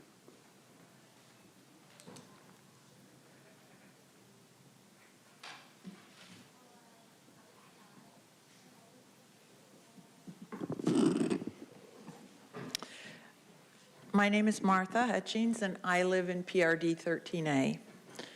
I'm asking you to postpone the special election tax vote. I want to focus on two issues: parcel allocation errors and voter irregularities. Our mapping was done decades ago, and it has problems. There are parcels that use the roads and are not included on the map and pay nothing. Other parcels are taxed even though they never use our roads to access their properties. Still others, which have never previously been assessed, they are mapped in the PRD, suddenly appear on your new tax rolls. I can't imagine they're going to be very happy about that. Utility-owned parcels also use our roadways, but contribute nothing. It is not difficult to predict that many of these property owners will vote against the special tax. These issues need to be corrected before the election is held. There is also a serious voting concern. Under the proposed process, any registered voter residing in our PRD can vote. Renters who will pay none of this tax will vote. Absentee property owners who will bear the financial burden apparently have no vote. A property owner I know owns 5 parcels but lives elsewhere. He faces an increase in his property tax of thousands of dollars and will apparently have no vote. Simple summary: renters, roommates, and voting age offspring can vote on this. Absentee property owners can't vote, and incorrectly mapped parcel holders will most definitely vote no. Supervisor Desmond, how can the county proceed with an election when these flaws could materially affect the result? Your stewardship is really needed now. I support a special tax, but only if this vote is postponed until pending litigation is resolved and these parcel and voting issues are corrected. It cannot be the sole responsibility of today's property owners to pay for the failures from yesterday. Supervisor Desmond, you mentioned that there can happen that the PRDs don't have sufficient funds to cover the cost of their maintenance. Thank you. That's your time. Thank you. We will now begin with the in-person speakers. As your name is called, if you could please come forward and stand on the arrows until it is your turn to speak. You'll then have 1 minute to address the board. Please begin by stating your name for the audio record. I will be calling individuals in groups of 3, so please listen for your name. I'd like to invite forward the first 3 individuals: Susie Push, I believe it's Soleil Devel, my apologies, Steve Smith.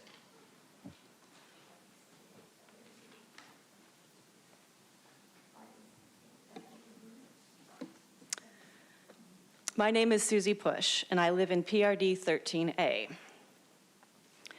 5.6 miles of road, 355 residents,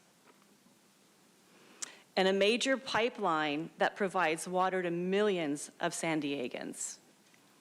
By no measure is this PRD 13A a typical road district. And for context, PRD 13A went 54 years without an updated assessment. The $150 cap referenced in past discussions was created decades before current residents lived here. Residents were blindsided by this crisis and then criticized for not knowing about a system they never created. Here are the facts. Residents did not create decades of underfunding. Residents did not create millions of dollars in deferred maintenance, yet today we are being asked to absorb the consequences of those failures. Thank you. That's your time. We'll hear from our next speaker. Good morning, Chair and members of the board. My name is Soleil Devel. I'm with the PRD in question here. I respectfully ask the board to delay any vote for the previous reasons on this proposed tax increase until there's been a full review and a meaningful input on this project. Key concerns that I have, I understand that the county has budget issues. Well, people do too. Personal, private people have budget issues too. 1,300 or 1,200% increase is pretty unsustainable. I would, like to see maybe $500 a year, and then with a COLA increase, there's a lot that can be done with $270,000 to repair our roads, and maybe we wouldn't have to completely rebuild the roads. That's what this number, this $5 million number was based on. Thank you. Morning. My name is Steve Smith. I live on Sage Road in 13. Closer to the mic. My name is Steve Smith. I live on Sage Road in PRD 13A.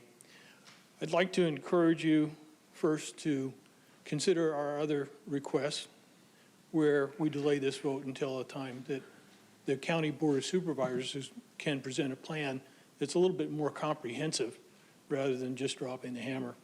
I'm not afraid of the taxes. I'm happy to pay my fair share for what happens, but I also would like the rest of the county to pay their fair share, which would include all the damage to our roadways caused by the maintenance of the aqueduct that serves the county.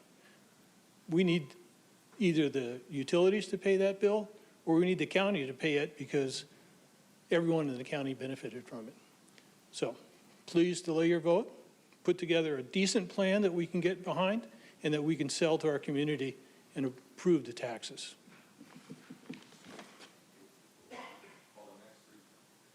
Thank you. We'll call the next three speakers forward. Tina Andrus, Maggie Rogan, and Subrata Das.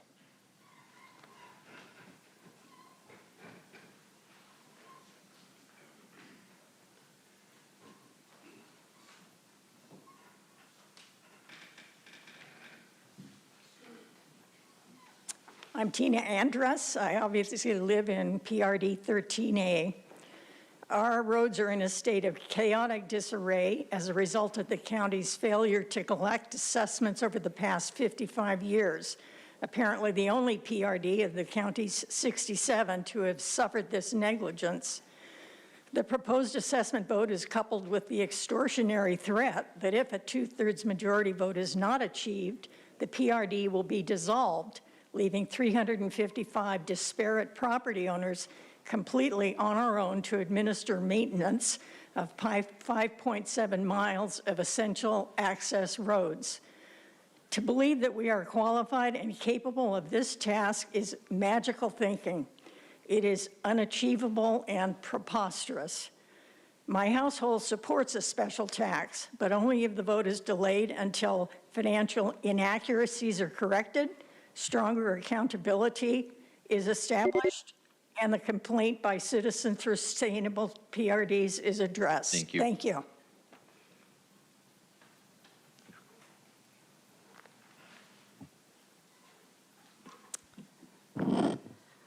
My name's Maggie Rogan, and I'm here to urge you to postpone the special tax vote. I'm a licensed real estate broker and have lived and owned a real estate company in Fallbrook since 2000. For over 20 years, I represented buyers and sellers in this PRD and never once had a seller or anyone disclose that they were responsible for maintaining the roads. I bought my own home in this PRD in 2013.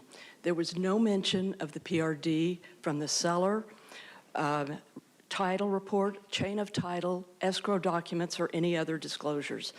As DPW knows, it was not until 2021 that homeowners learned for the first time they were responsible for millions of dollars in road repairs. I remain concerned because there's still no formal disclosure mechanism for new homeowners. Buyers receive no notice, title reports, or any other standard disclosures. Thank you. Your time is up.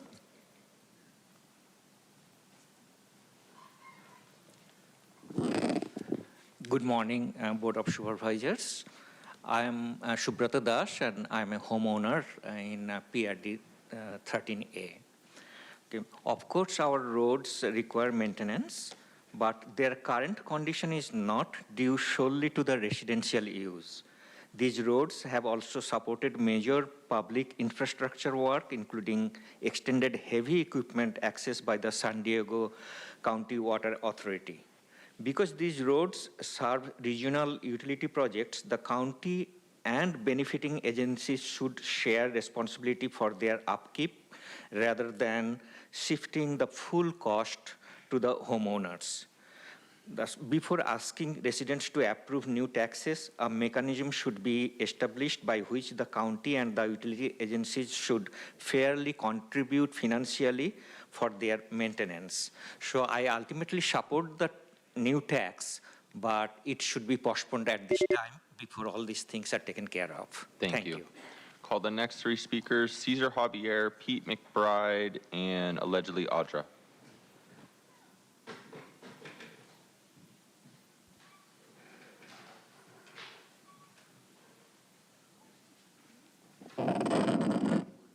You are planning to tax us again and again, and we do not understand the technical plan here. Is the direction of the road that suitable? Lessons from the city of San Diego. You know it. Ma'am Monica Stipp. Let's learn from those lessons. Where is the plan? Show us whether it justifies taxing us. How thick is the road? What are the features that must be in the road, particularly knowing that we need water? You know, roads are conveyance. They are pipelines into, hopefully, a dream place collection of water. Come on, let's plan. Justify it to us. Thank you. Thank you.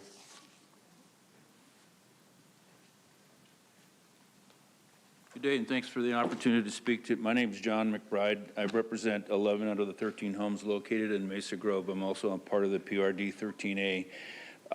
I've lived in this area for 11 years, but the homes started in 2014. We've been maintaining the road on our own, spent thousands of dollars over the last few years maintaining the road, repairs and what have you. We've had an issue just recently that there was a change in our exemption. 11 of the homes now are no longer part of the exemption, but 2 homes that are on our property on the same road are part of the exemption, including the 68 homes in town condos that are just across the street. So I was a little confused why the 11 homes are now part of the exemption, but the other 2 homes are not. I know there's a lot of discussions with everyone else with the PRD, a lot of people here from the same area that I'm at. Because I knew I had a little bit of time, I've sent everyone an email with a list of different arbitration concerns, absence protocols and benefits, and double taxation on road maintenance. So please review that email when you get a chance, and thank you for your time today. Thank you. And I called, you were on the list, but I called Pete McBride. So That's me. Oh, and so we got a Pete McBride and a John McBride. Misunderstanding, the same guy. No problem at all. Thank you so much.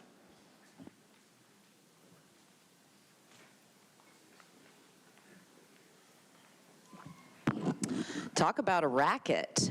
So interesting, you know, making private owners pay for public roads, especially ones that the utility company uses and destroys, right? I mean, those people should definitely not sue the utility company, you know. I mean, that would be stupid to have them pay for the roads that they're damaging. I mean, it's cool because you guys are like, there just hasn't been enough money in there. What have you been doing with the money that you've been collecting? Just never enough. It's like, it's just not enough. I mean, as the costs increase, just every amount that we collect is just never going to be enough. But we'll pay our staff, it'll be cool, and then we're going to come and ask you guys for more money. You know, but I mean, screw the utility company. I mean, they should not be held responsible. That's ridiculous. You know what I mean? Holding really the people that are culprits to that responsible would be negligent. So hopefully these people don't sue the utility company to get them to fix the roads they're damaging. Thank you. And then we will call the final two in-person speakers. I believe it's Mike Antonzak and Richard Walker. Mike and Richard. Okay, not seeing any movement in the chamber. We'll go ahead and go to our phone callers. Again, when it is your turn to speak, you'll be unmuted, and you will hear a recording that will tell you to begin your comments, and we will go ahead and begin with our first caller.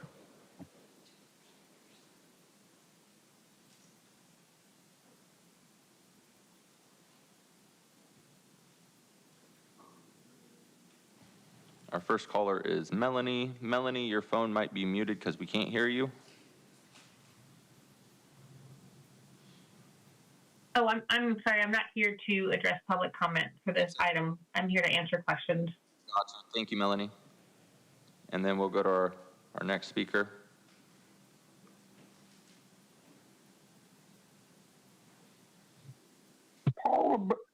Excuse me, Paula Bold.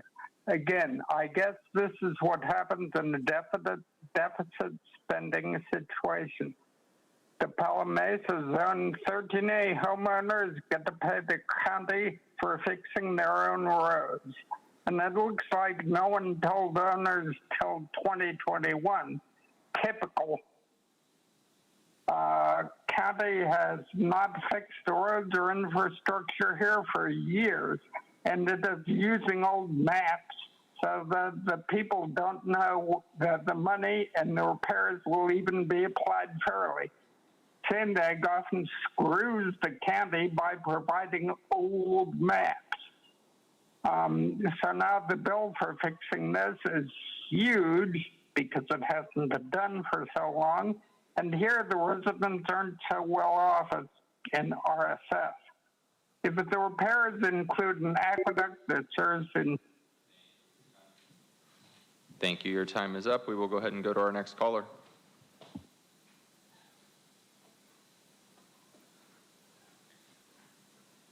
It's crazy how much you guys raised my blood pressure. All because I just want the answers.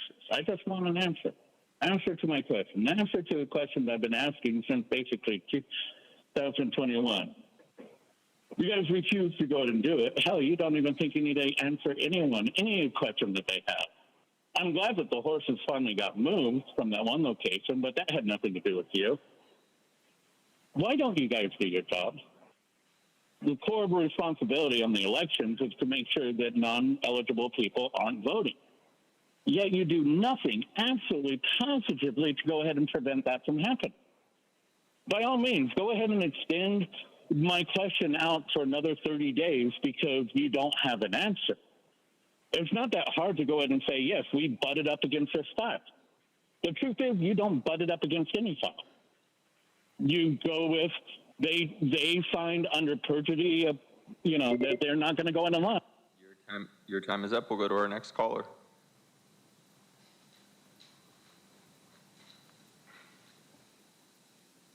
Consuelo, again, to the people speaking on this item, everything being done within our county is to accommodate a globalist agenda. Your concerns is of no concern to them, I promise. They'll act as though they care, but it's only to look good for self-gain and moving up that political ladder. Right, Jim? Encourage. No, I urge you to do yourselves and your families and your hard-earned money a favor. Look into the United Nations agenda for the 21st century. No conspiracy theories about it. It's happening right under our noses. Everything happening is being purposely orchestrated. It is all by design. The system is working exactly how it was intended. And guess what? It needs your participation of believing in it for its survival. So luckily there are people waking up, and do yourselves that favor. So get hip on what's truly happening, because they don't work for you. Thank you. Your time is up. We'll go to our next speaker.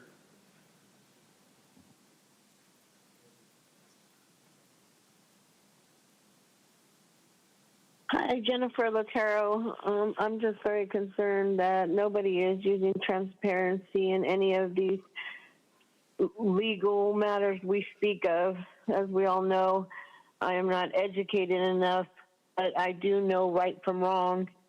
And I do know what character and integrity is, things that I hold strong to my heart. And I just, I wish I could share those things with you, and you take value in those things, that the decisions that you make every single day shouldn't just be about what it is benefiting you and your buddies.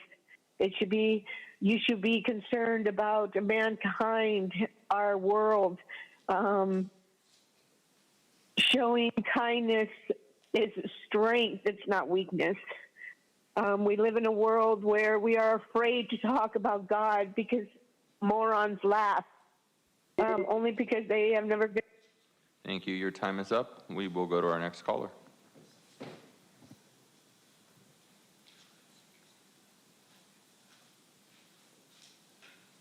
Good morning, Madam Chair and members of the board. My name is John Adams, and I live at 2983 Mesa Grove Road in Fallbrook, and I really appreciate the board allowing me to make public comment this morning remotely. First, I just want to recognize the hard work of the county staff to try to address the underfunding of the road repairs in the county, and specifically for PRDs. Also want to thank the Supervisor Desmond for his representation and advocacy for Fallbrook and District 5. I'm speaking this morning to request that my parcel and others in my community be excluded from the PRD 13A Road Assessment District and removed from the special tax report. Over the past 5 years, San Diego County officials have assured us in writing on multiple occasions that our community is excluded from PRD 13A. Since moving in my home in 2020, I have never paid the assessment, and it's never been on my tax bill. Now the special tax report includes not just my home, but 13 of my neighbors on a street that does not. Thank you. Your time is up. And Vice Chair Montgomery Stepp, that concludes public comment on this item. Okay, thank you to all the public commenters and everyone who called in. I'll turn it over to Supervisor Desmond. Thank you. This is a mess. These PRDs are a mess. And so we've been collecting about $150 per property on average. Is there an escalator in these PRDs? No. Well, that would be step one for fixing this later. But and people have mentioned, and if I want to ask our attorney here, about the pending litigation, is that holding anything up or delaying or causing us not to be able to act on this today? The Supervisor, the answer to that is no. My understanding is the county has not yet been served with litigation, but from what the county understands, the county disagrees with most of the claims, and nevertheless, so we will proceed with that, but nevertheless, it does not hold up any of the recommended actions in the board letter today. Okay, and then I got some questions, more questions for staff. So have we spent money on repairs on this road? And well, no, first let me back up. Are these private roads or public roads? Supervisor, through the chair, these are privately owned roads. Okay. And in the last... And we've been doing repairs on this road as we've gone along. Absolutely, Supervisor. We have just in the last 3 years expended over $500,000 in fixing the culverts that have failed and the sinkholes. Excuse me. Okay. Supervisor, I'm going to go over the rules one more time. Go ahead. Okay. We do have these rules that the audience members, please don't whistle, clap, stomp feet, or do anything that disrupts the proceedings. feel free to put your thumbs down or thumbs up, or if you agree, do this, but we just want to proceed and give everyone due respect. So happy to show your expression, but please just don't make noise with it. Thank you so much for your participation. So you're saying we have been doing some, but not all apparently, some repairs to the road with the monies that we have taken in? Yes, sir. And then can we raise the fees, or does that always have to go to a vote of the residents? Who can raise those fees? Tom. In order to oppose a special tax, state law requires a 2/3 vote of the registered voters within the special district. So within the district, so we can't just amp up the taxes or the fees. We don't have that authority. However, we can see when a road's deteriorating and going beyond what we can really repair. So is it the residents' responsibility because it's private roads, or does the county take on that responsibility? How does that work? Under state law, Streets and Highways Code 941, the county does not have responsibility to maintain a road unless it's in the county-maintained road system. In order for a road to get into that system, it has to be accepted either by the Director of Public Works or by your board. In order to have those findings made, the roads need to be to a certain standard. These roads don't meet that standard. Okay. So in a situation like this, where you have roads that are privately owned but have some public use, the PRD process, as set forth in the PRD law, provides a mechanism for private property owners to request that the county provide services to maintain those roads, but the PRD law requires that they pay for those services, either through assessments or through special taxes, both of which require votes of the property owners or the registered. And they have to initiate that. We don't have the authority to initiate. The county doesn't. No, your board could. So what state law says is it can be initiated by petition, or it could be initiated by the board on its own initiative. But what I'm saying is that at the end of the day, the process requires the property owners to approve some sort of assessment or special tax to pay for maintenance services by the county.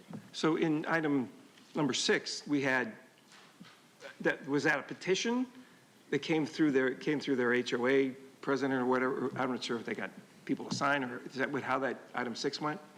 Yes, Supervisor. Okay. Okay, you guys got a private road. You own it. It's your road. And I'll tell you something else. One thing that happened, I don't know, a couple of years ago in Fallbrook is the owners put a gate across the road so they didn't get cut through traffic. And we allowed, that's your road. You can do that.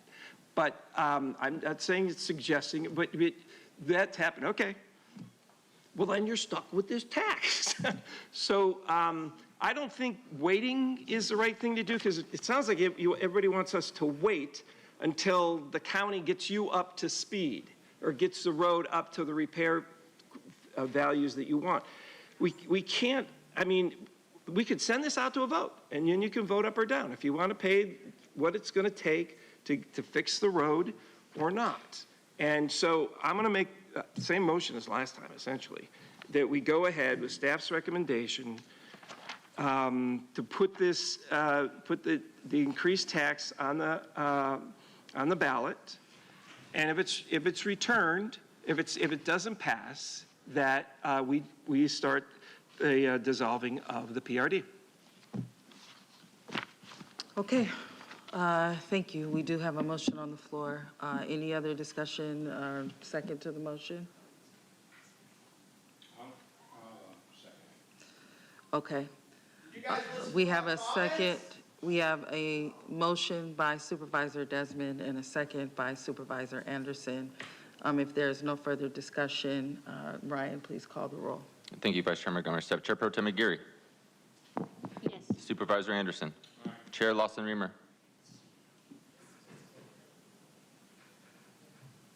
Chair Lawson Reamer.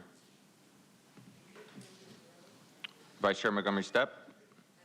Yes. Supervisor Desmond. Yes. And that motion passes unanimously with all supervisors who are present and voting aye. Okay, we'll go ahead and take a break. We'll break for lunch. We'll be back at 12:30, and we will start with item number 5. Thank you.